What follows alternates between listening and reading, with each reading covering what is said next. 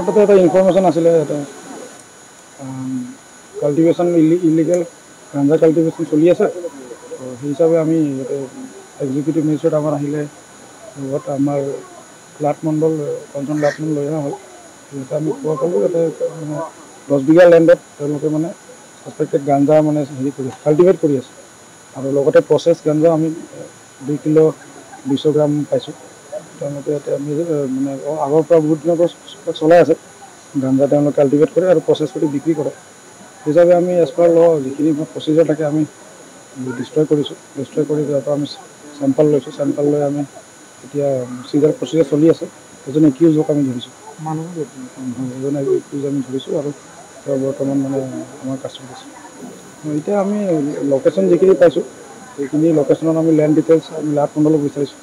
তেওঁলোকে যিখিনি দিব এজ পাৰ মানে লেণ্ড ৰেকৰ্ডছ আমি মানে ইনভেষ্টিগেশ্যনটো আমি সেইটো আগবঢ়াম।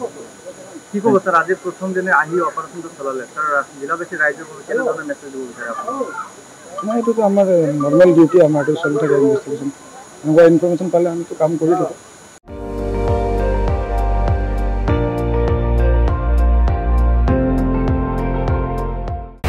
আপুনি চাই আছে ND24, সৰ্বশ্ৰেষ্ঠ নহয় সৰ্বোত্তমৰ দৌৰ।